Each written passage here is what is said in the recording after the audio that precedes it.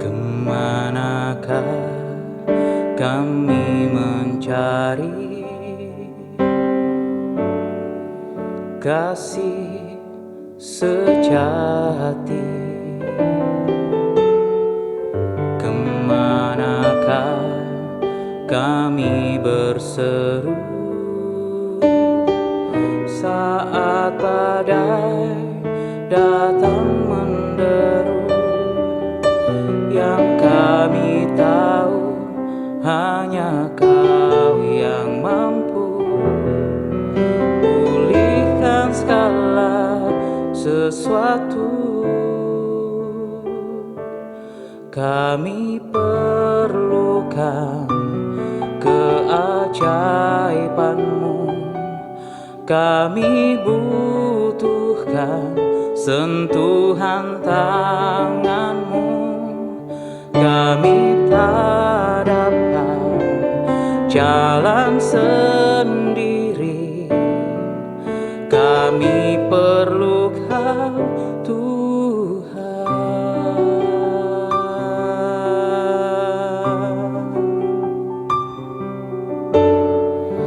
Kemanakah kami mencari kasih sejati? Kemanakah kami berseru saat badai datang menderu? Yang kami tahu hanya Kau yang mampu pulihkan segala sesuatu. Kami perlukan keajaiban-Mu, kami butuhkan sentuhan tangan-Mu.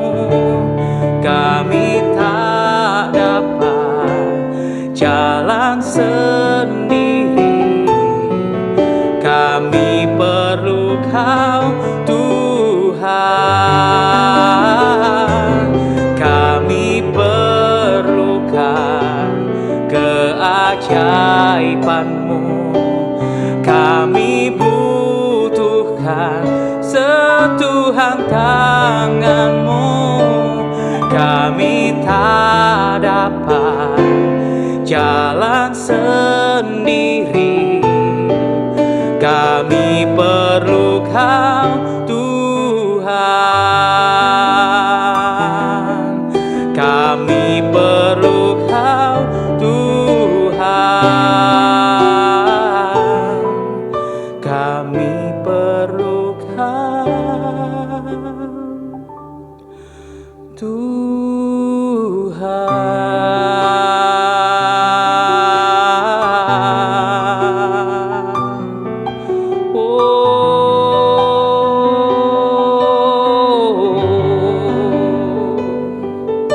Hanya Kau Tuhan, hanya Kau Yesus,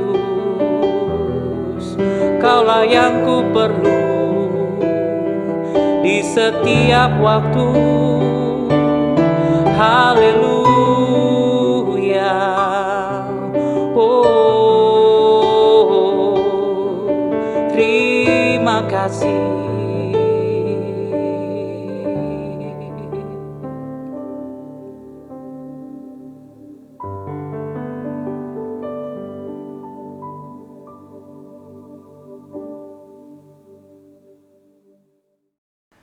Shalom Bapak Ibu kasih oleh Tuhan.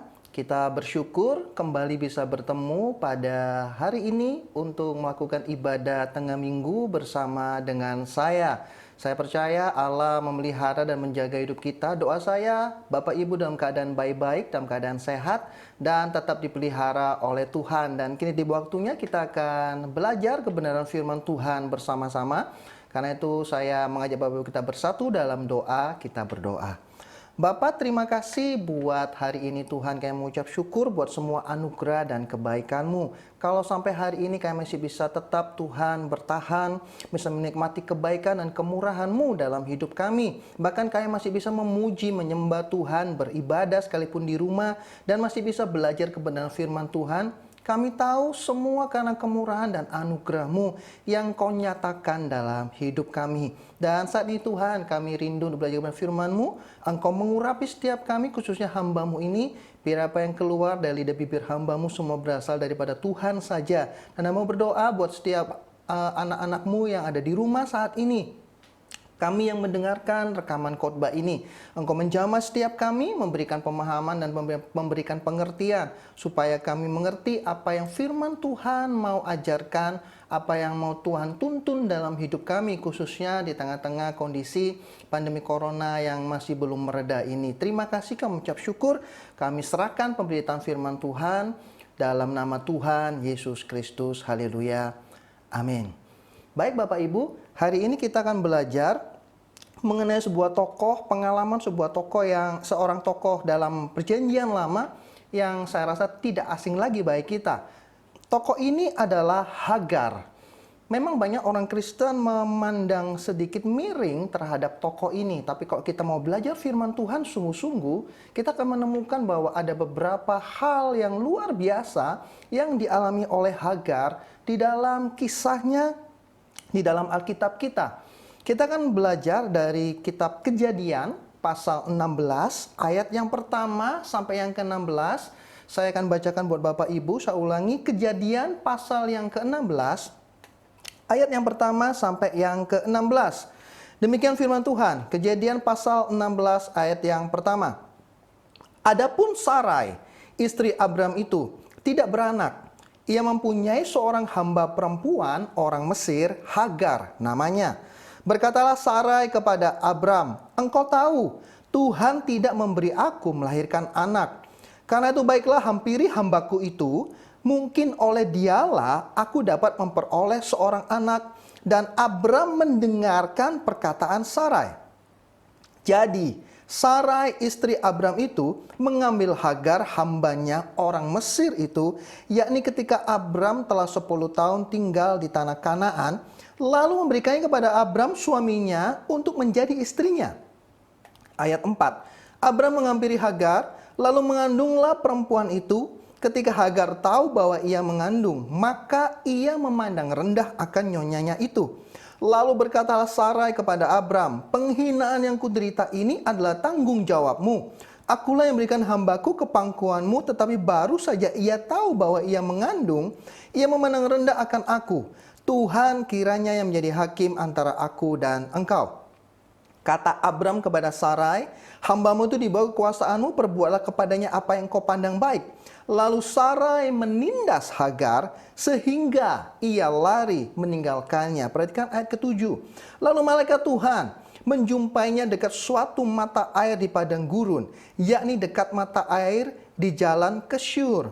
Katanya, Hagar hamba Sarai, dari manakah datangmu dan kemanakah pergimu?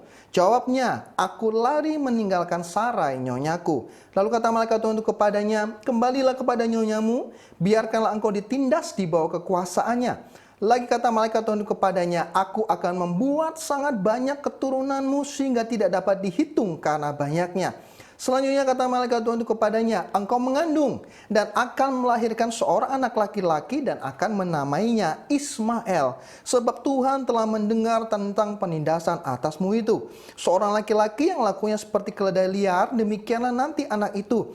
Tangannya akan melawan tiap-tiap orang dan tangan tiap-tiap orang akan melawan dia. Dan di tempat kediamannya ia akan menentang semua saudaranya. Kemudian Hagar menamakan Tuhan, perhatikan baik-baik Bapak Ibu, kemudian Hagar menamakan Tuhan yang telah berfirman kepadanya itu dengan sebutan Engkaulah El Roi. Sebab katanya, bukankah di sini kulihat dia yang telah melihat aku? Sebab itu sumur tadi disebutkan orang sumur Lahai-Roi, letaknya antara Kades dan Beret. Lalu Hagar melahirkan seorang anak laki-laki bagi Abram, dan Abram menamai anak yang dilahirkan Hagar itu Ismail. Abram berumur 86 tahun ketika Hagar melahirkan Ismail baginya. Bapak Ibu, sekali lagi, banyak sekali orang Kristen mungkin memandang agak miring, agak rendah terhadap Hagar. Tapi tahukah Bapak Ibu ada beberapa fakta yang luar biasa mengenai Hagar? Pertama-tama, kita tahu bersama bahwa Hagar statusnya adalah hamba dari Sarai. Waktu itu masih bernama Sarai, Bapak Ibu ya. Dan Hagar ini berasal dari Mesir. Kalau Bapak Ibu baca pasal-pasal sebelumnya, Bapak Ibu akan mendapatkan bahwa Abraham dan Sarai pernah ke Mesir, dan karena kisah Firaun berusaha menjadikan Sarai sebagai istrinya, terjadilah tula, Tuhan menulai Firaun dan Mesir, dan akhirnya Tuhan membuat Firaun bermurah hati, membiarkan Abraham dan Sarai pergi dan diberi pemberian-pemberian yang banyak. Dan salah satu pemberiannya adalah hamba-hamba dan budak-budak. Banyak penafsir mengatakan Hagar termasuk dalam pemberian Firaun dalam dalam kisah tersebut, Bapak Ibu. Jadi Hagar adalah seorang hamba. Tetapi perhatikanlah dalam ayat ini, dalam Kejadian pasal 16 ini, Bapak Ibu.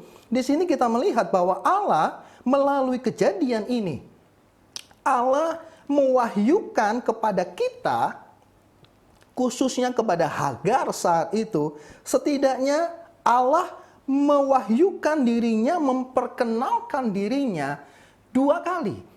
Dalam arti Tuhan sengaja mencatat kisah ini, mengizinkan tercatat kisah ini dalam Kejadian pasal 16, dan di dalam kisah ini Allah memperkenalkan dirinya kepada Hagar dan kepada kita semua. Yang pertama, dalam kisah ini kita melihat bahwa Hagar menamai Tuhan. Sekali lagi saya ulangi, Hagar, sang hamba itu, menamai Tuhan. Tuhan dinamai dengan nama El Roi, yang secara literal artinya adalah Allah melihat. Kalau Bapak Ibu perhatikan dalam ayat yang ke-13 tadi, saya bacakan sekali. Kemudian Hagar menamakan Tuhan yang telah berfirman kepadanya itu dengan sebutan Engkaulah El Roi. Sebab katanya, bukankah di sini kulihat Dia yang telah melihat aku? Jadi kalau secara literal, secara hurufiah Bapak Ibu, El Roi mempunyai arti Allah atau Dia Allah yang melihat. Tetapi dari konteks ini, kita melihat bahwa Hagar menamai Tuhan demikian dikarenakan bukan hanya saja Allah melihat Hagar, tetapi juga mengatakan bahwa Hagar sendiri melihat Allah. Secara sederhana, dalam bagian ini terjadilah suatu pertemuan pribadi, personal encounter antara Allah dan Hagar. Dan sekali perhatikan, Hagar adalah seorang hamba, tetapi Allah tidak memandang rendah status Hagar yang adalah hamba itu. Dan Allah bersedia memperkenalkan dirinya, Allah bersedia menemui sang hamba ini, dan kemudian membiarkan Allah berkenan sang hamba ini menamai Allah dengan nama El Roi. Bapak Ibu, ini adalah pewahyuan pertama yang Tuhan berikan kepada Hagar dan menjadi pembelajaran buat kita. Kemudian yang kedua, dalam ayat yang ke-11, Tuhan dalam bentuk teofani Bapak Ibu ya, malaikat Tuhan dalam ayat ke-11 dikatakan demikian. Selanjutnya kata malaikat Tuhan itu kepadanya, engkau mengandung. Dan memang saat itu Hagar sedang mengandung. Tetapi kalau di zaman dulu Bapak Ibu bukan seperti sekarang. Ya, kita punya USG yang bisa melihat, di USG bisa tahu cowok atau cewek, Bapak Ibu, laki-laki atau perempuan, bayi di dalam kandungan kita. Tetapi di saat itu belum ada alat yang teknologinya canggih seperti itu. Jadi Hagar belum tahu apakah anak yang dikandungnya ini adalah laki-laki atau perempuan. Tetapi dalam ayat 11 ini Tuhan sudah jelas mengatakan, engkau mengandung dan akan melahirkan seorang anak laki-laki, dan akan menamainya Ismail. Sebab Tuhan telah mendengar tentang penindasan atasmu itu. Ismail mempunyai arti nama Ismail adalah Bapak Ibu, Allah yang mendengar. Dan dalam konteks ini Bapak Ibu, Allah mendengar tentang penindasan yang terjadi yang dilakukan oleh Sarai terhadap Hagar. Bapak Ibu, dua hal tersebut adalah suatu yang luar biasa, pewahyuan yang luar biasa yang nantinya membuat Hagar kembali kepada Sarai. Sekalipun Sarai tetap menindas Hagar setelah Hagar kembali kepadanya. Tapi pelan-pelan Bapak Ibu kita akan coba bahas satu persatu. Sekali lagi ada dua hal di sini di mana Allah memperkenalkan dirinya kepada Hagar, juga kepada kita. Yang pertama tadi saya ulang, El Roi, Allah yang melihat. Di mana di sini sekali lagi kalau Bapak Ibu sekali lagi baca konteksnya, di mana Allah yang menemui Hagar sang hamba itu. Bukan Hagar yang mencari Allah. Karena kita tahu bersama Hagar sedang dalam rangka melarikan diri dari nyonyanya Sarai. Hagar tidak tahan dengan penindasan tersebut. Jadi Hagar melarikan diri bukan untuk mencari Allah, tetapi berusaha melepaskan diri dari penderitaan yang sedang dia alami dengan caranya sendiri. Tapi kita tahu bersama tadi bahwa dalam pelariannya Allah mencari Hagar. Allah menemui Hagar. Dan setelah Allah menemui Hagar, Allah mewahyukan dirinya, menampilkan dirinya, memperkenalkan dirinya sebagai El Roi, Allah yang melihat. Dan bahkan dia memberikan nama kepada anak dari Hagar, yaitu Ismail, yang memiliki arti Allah yang mendengar. Apa yang kita bisa belajar Bapak Ibu? Poin yang pertama yang bisa kita belajar, perhatikanlah. Lagi-lagi Alkitab mencatat bahwa hubungan antara Allah dan manusia selalu inisiatif pertama dimulai dari Allah. Dan kita tahu tadi kita bahas Bapak Ibu, bahkan Allah ini berinisiatif menemui manusia sejak zaman kejatuhan Adam dan Hawa. Demikian pula beberapa waktu yang lalu kita sudah pernah belajar membahas bersama mengenai Sarah yang tertawa. Sarah yang tidak percaya dengan janji Tuhan bahwa dia akan mempunyai anak Ishak. Dan Allah datang untuk mencari Sarah. Dan dalam kisah ini sekali lagi, Allah datang menemui Hagar. Allah datang mencari Hagar. Suatu yang luar biasa. Allah mencari manusia. Di mana kita tahu bersama perwujudan tertinggi dari hal ini ketika Kristus turun ke muka bumi mengambil rupa seorang manusia bernama Yesus. Bapak Ibu, kalau kita renungkan bagian ini baik-baik, bagi saya Allah kekristenan adalah Allah yang luar biasa. Allah yang kita sembah di dalam nama Tuhan Yesus bukan cuma Allah yang transenden, yang terpisah jauh duduk di atas sana. Dia duduk di atas tatahnya memerintah alam semesta, tetapi hanya duduk di sana, mungkin cuma sekedar mengawasi seperti itu Bapak Ibu, dan tidak ikut campur secara langsung dengan apa yang terjadi di muka bumi, tidak pernah intervensi secara langsung dengan kehidupan kita.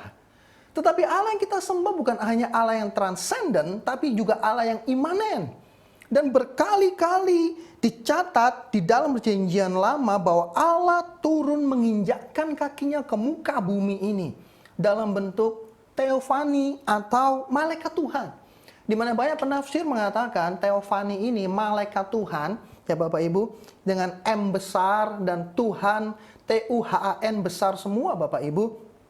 Ini adalah sebenarnya Yesus yang turun ke bumi sebelum inkarnasi, sebelum dikandung oleh Maria.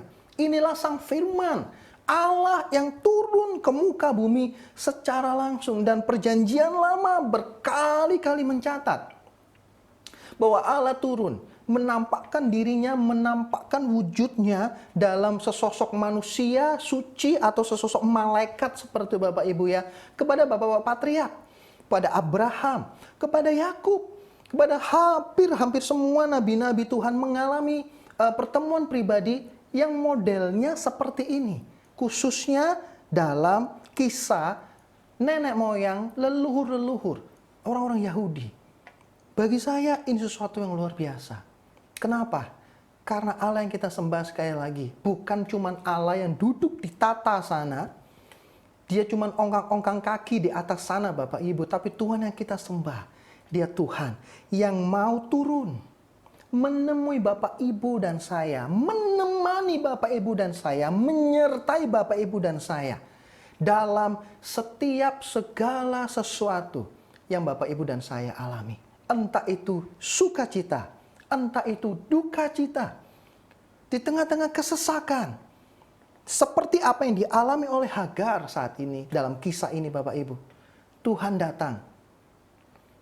datang menemui Hagar, berfirman kepada Hagar, memberi tuntunan langsung kepada Hagar, tidak melalui orang lain, tidak melalui nabi-nabi, tetapi Allah turun langsung memberikan tuntunan dan firman-Nya kepada Hagar, supaya Hagar kembali kepada nyonyanya Sarai dan menepati rencana Tuhan bagi dirinya dan bagi Ismail keturunannya. Bapak Ibu, tahukah Bapak Ibu, waktu Hagar melarikan diri, kita tahu bersama bahwa budak atau hamba tidak punya harga. Maksud saya adalah jika seorang tuan memiliki seorang budak atau hamba, maka seorang tuan bebas memperlakukan budak atau hamba tersebut suka-suka dia. Apakah mau diberi makan atau tidak, apakah diberi pakaian atau tidak, apakah diberi kesempatan beristirahat atau tidak. Bahkan kalaupun mau dibunuh oleh sang tuan, maka tidak ada orang lain yang berhak untuk protes. Dan seorang budak atau seorang hamba yang melarikan diri dari tuannya, biasanya Bapak Ibu, hukumannya adalah kematian. Jadi perhatikan baik-baik, Hagar yang adalah hamba ini lari dari Sarai, dan dalam status kondisinya dia adalah seorang pelarian yang kalau di mata hukum saat itu, Hagar adalah seorang yang bersalah. Bapak Ibu, poin kedua yang bisa kita pelajari dari kisah ini tentang Allah. Perhatikanlah kalau poin pertama tadi, Allah adalah Allah yang berinisiatif menemui manusia. Dia bukan hanya Allah yang transenden, jauh di sana, tidak terjangkau oleh manusia. Tapi dia Allah juga imanen yang mau turun ke muka bumi, mau menjejakkan kakinya di muka bumi ini untuk memberikan tuntunan dan pedoman kepada umat manusia, kepada orang-orang pilihan yang dikasihinya. Poin yang kedua Bapak Ibu, Allah yang kita sembah adalah Allah yang mengasihi tanpa memperhatikan status kita. Perhatikanlah Hagar. Sekalipun Hagar seorang hamba, tapi Allah berkenan turun dan menemui Hagar. Bukankah kita sering mendengar bahwa yang sering kali ditemui Allah dalam perjanjian lama adalah para nabi-nabi yang terkenal dan luar biasa, namanya cukup besar gitu Bapak Ibu ya, seperti Musa mungkin bertemu dengan Tuhan, itu sesuatu yang luar biasa. Elia bertemu dengan Tuhan, mereka adalah hamba-hamba Tuhan, nabi-nabi yang luar biasa. Abraham bertemu dengan Tuhan, Ishak bertemu dengan Tuhan, Yakub bertemu dengan Tuhan. Mereka adalah leluhur-leluhur orang-orang Yahudi, mereka adalah orang-orang besar. Tetapi Hagar seorang hamba. Dan bukan itu saja, Hagar seorang hamba yang sedang dalam pelarian dan statusnya adalah bersalah. Tetapi dalam kisah ini kita sekali lagi mempelajari, Allah mengasihi Hagar tanpa memandang status. Demikian pula Allah mengasihi saudara dan saya, melampaui status kita, melampaui status sosial kita, bahkan melampaui status rohani kita. Saya tidak berkata bahwa saya mendorong Bapak Ibu untuk hidup di dalam dosa dan kesalahan. Tidak. Tapi yang saya mau katakan adalah perhatikan, sekalipun Hagar adalah seorang hamba dan dalam status bersalah, kasih Tuhan kepada Hagar melampaui segala itu, segala hal tersebut. Dan Allah masih mau menemui Hagar. Demikian pula Allah mengasihi saudara dan saya tanpa memandang status kita. Waktu kita jatuh di dalam dosa, waktu status kita bersalah di hadapan Tuhan, banyak orang Kristen justru menjauh dari Tuhan. Banyak orang Kristen yang tidak mau lagi datang ke gereja. Banyak orang Kristen yang tidak mau lagi berdoa. Bapak Ibu oleh Tuhan, kisah Hagar mengingatkan kita bahwa Allah bukan Allah yang memandang status kita. Dia Allah yang mengasihi kita melampaui keadaan kita. Seterpuruk apapun kita dalam hidup kita, dalam kesalahan dan dosa-dosa kita. Jika engkau adalah anak-anak Allah, maka dia tetap mengasihi engkau. Dan dia tetap berinisiatif bertemu dengan engkau. Dan dia rindu untuk memulihkan hidup kita kembali. Itulah yang dilakukan Allah kepada Hagar. Saya membayangkan kalau Tuhan tidak menemui Hagar saat Hagar melarikan diri ini, Bapak Ibu. Entah bagaimana nasibnya. Ingat, Hagar hanya seorang budak, seorang hamba. Ada beberapa penafsir mengatakan dia lari itu bertujuan pulang ke Mesir. Well, oke. Kalaupun Hagar kembali ke Mesir, mungkin dia bebas dari penindasan Sarai. Tetapi statusnya tetaplah seorang budak. Tetapi puji Tuhan, Allah mencari dia, Allah menemukan dia. Dan Allah berjanji hal-hal yang luar biasa terhadap Hagar, Bapak Ibu. Allah tidak memandang seberapa bersalah Hagar. Tapi Allah tetap berkenan untuk mengasihi dia tanpa syarat. Bagaimana Bapak Ibu dan saya?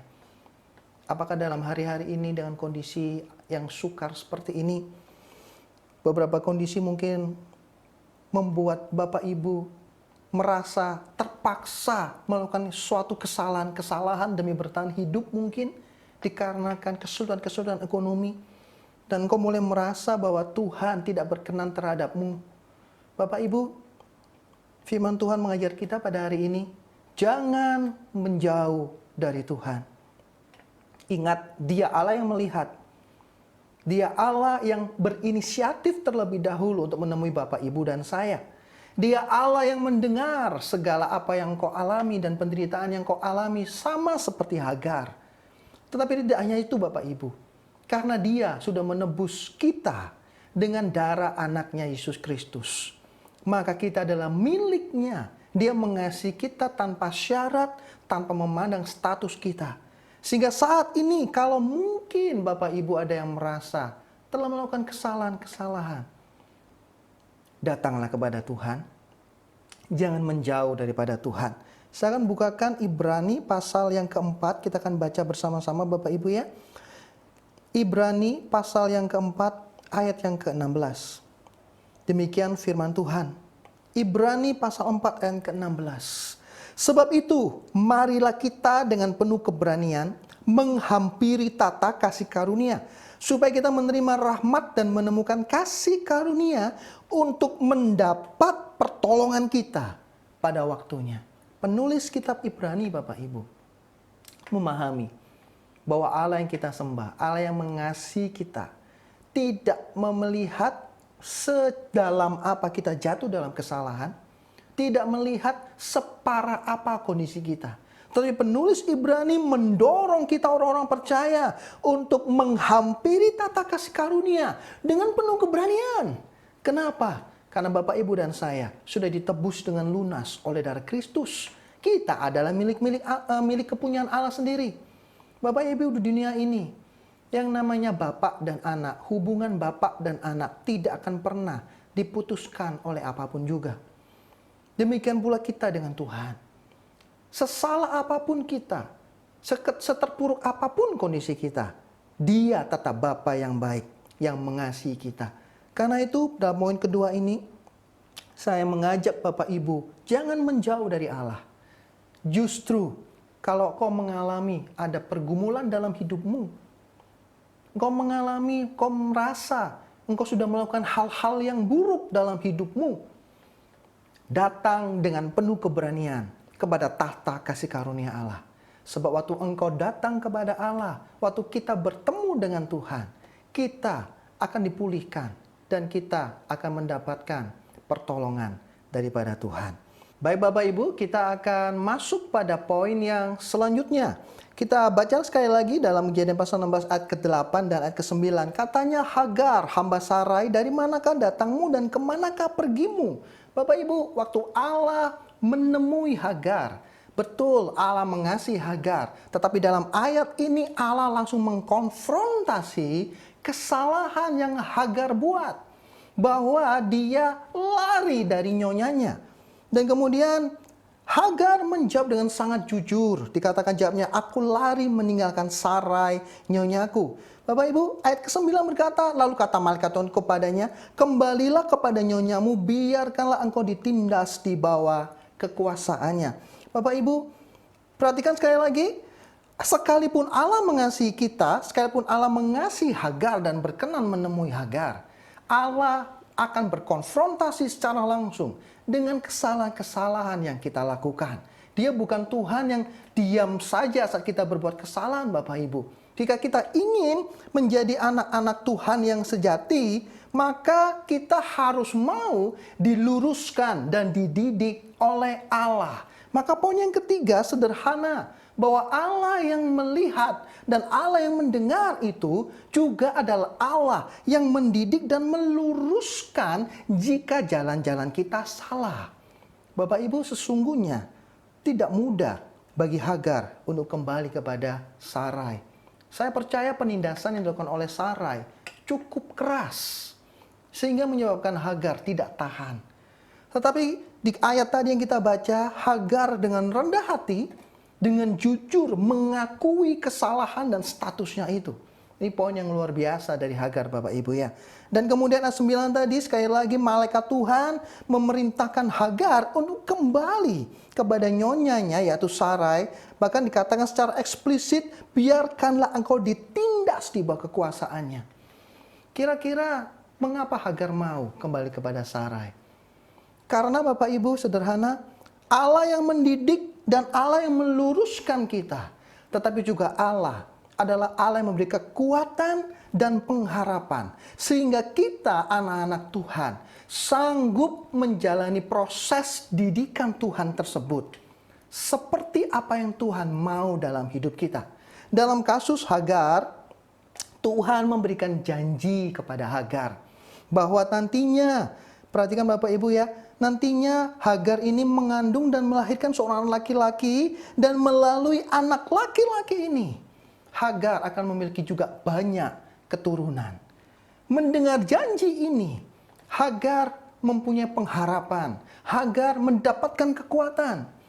Ditemui secara pribadi oleh Allah yang hidup. Menjadikan Hagar kuat untuk menanggung segala penindasan yang dilakukan oleh Sarai dalam hidupnya. Bapak Ibu, poin yang terakhir ini saya ulang. Allah adalah Allah yang mendidik dan Allah yang meluruskan kita. Tapi jangan takut. Allah akan juga memberikan kekuatan dan memberikan pengharapan bagi kita.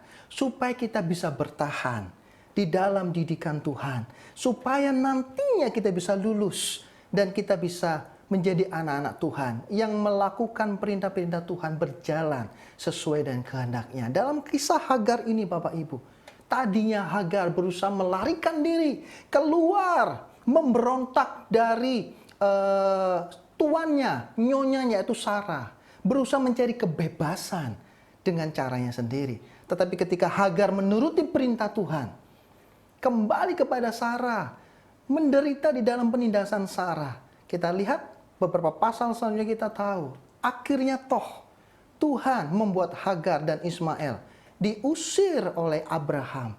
Dan di sanalah Hagar sungguh-sungguh menjadi orang merdeka. Hagar memperoleh kemerdekaannya dikarenakan dia taat kepada perintah Tuhan. Bagaimana Bapak Ibu? Hari-hari ini kalau Tuhan mungkin mendidik dan menghajar kita, Bapak Ibu meluruskan kita, jangan memberontak. Jangan memberontak. Taatlah kepada perintah Tuhan, taatlah kepada firman Tuhan. Saat itulah kita akan menjadi anak-anak Tuhan yang mulai dewasa dan mendapatkan kemerdekaan di dalam Tuhan yang sesungguhnya. Kiranya firman Tuhan ini menjadi kekuatan, menjadi pedoman buat kita semua.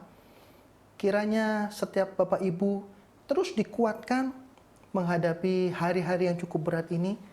Dan kiranya penyertaan Allah, Allah yang setia, Allah yang melihat, Allah yang mendengar itu, terus akan menyertai dan memberkati Bapak Ibu semua. Kita berdoa. Bapak terima kasih buat kebenaran firman Tuhan pada hari ini Tuhan. Kami diajar Engkaulah Allah yang melihat, Engkaulah Allah yang mendengar, Engkau Allah yang berinisiatif untuk bertemu dengan setiap kami. Bahkan Engkau Allah yang mengasihi kami tanpa memandang status kami Tuhan. Tapi Engkau juga Allah yang mendidik dan meluruskan kami dan juga memberikan kekuatan dan pengharapan. Sehingga saat kami Engkau didik, kami sanggup menjalani didikan Tuhan tersebut. Sehingga kami bisa didewasakan menjadi anak-anak Tuhan yang setia di dalam Tuhan. Engkau memberkati setiap umat-Mu yang mendengarkan khotbah ini Tuhan. Sekali kami berdoa, biar kebenaran firman Tuhan ini jadi kekuatan, jadi pedoman hidup di masa-masa yang sukar ini Tuhan. Sekali lagi kalau ada anak-anak-Mu yang menjauh daripada Tuhan, mari Engkau menjangkau mereka Tuhan. Ingatkan kepada setiap kami bahwa Engkau Allah yang mengasihi setiap kami, sehingga kami bisa memperoleh keberanian untuk menghampiri tata kasih karunia Tuhan itu. Dan kami mendapat pertolongan tepat pada waktunya. Engkau menguatkan, menyertai, memberkati setiap umat-Mu. Terima kasih, kami mengucap syukur. Dan sebelum kami mengakhiri pemberitaan firman Tuhan ini Tuhan, kami rindu menerima berkat yang daripada Tuhan. Bapak Ibu saudara Tuhan, mari angkat kedua tanganmu. Bapak Ibu saudara Tuhan, kita sudah belajar firman Tuhan.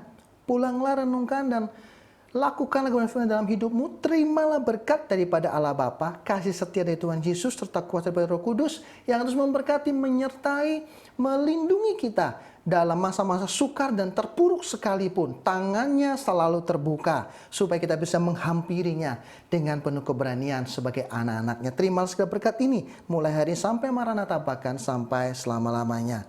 Yang percaya pada Tuhan bersama-sama kita katakan amin. Tuhan Yesus memberkati.